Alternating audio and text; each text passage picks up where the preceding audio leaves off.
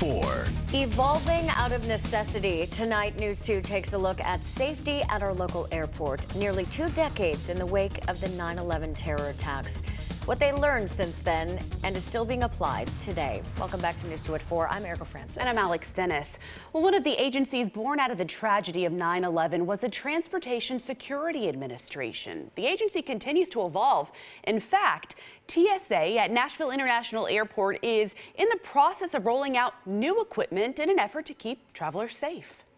The dogs are here can counter that threat. He doesn't have to look at the boarding pass. Airport security has changed drastically since terrorists used American aircraft to kill thousands of people on U.S. soil. You didn't have to have an ID to come into the airport, and basically you could bring friends and family to the gate to watch you depart. Now, 2 decades later, Federal Security Director for Tennessee, Steve Wood, explains most of what travelers experience at checkpoints today was born out of terrorist plots. Rewind to November of 2001, when a man known as the Shoe Bomber attempted to detonate a bomb. Now, shoes are sent through X-ray machines. Then in 2006, a liquids explosive plot was stopped. The 3.4-ounce limit started. Fast forward to Christmas Day 2009, the so-called underwear bomber detonated a non-metallic device, which is why we now walk through this. It's called advanced imaging technology. So this expands to be able to detect metallic and non-metallic. Other terrorist acts add to the heightened vigilance at the security checkpoints. In fact, travelers at BNA are assessed before they ever make it to the airport. So we put this system in place called Secure Flight,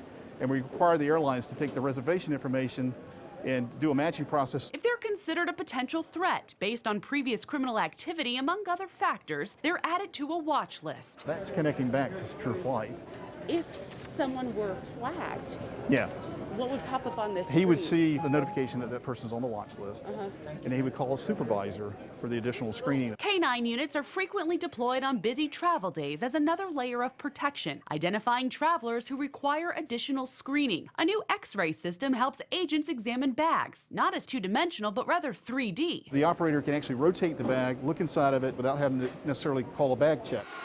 Once in the sky, air marshals are still on some flights, but with the recent uptick of unruly passengers. In some cases, because of maybe not wanting to wear the mask, other things could be alcohol involved. Flight crews will start training to learn how to step in. To train their crews in our federal air marshal facilities to improve their ability to restrain passengers that need to be restrained, and also to be able to protect themselves. Well, another layer of protection is the Real ID. It will be required to travel come May 3rd of 2023.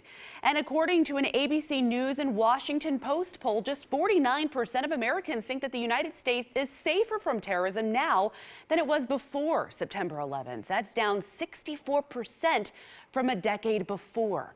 41% say that the United States has become less safe, citing politics and the withdrawal of American forces from Afghanistan. Speaking of the war in Afghanistan, costing the U.S. more than $800 billion. The human toll, more than 2,300 U.S. service members killed.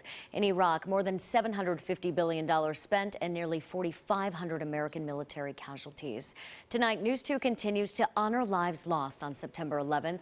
Coming up at 8 o'clock, a special edition of 2020 Women of 9/11 with special host Robin Roberts. And tomorrow, we go inside the continuing efforts to keep our communities safe. 9/11, 20 years later. See our special reports on News 2 all day Thursday in every newscast.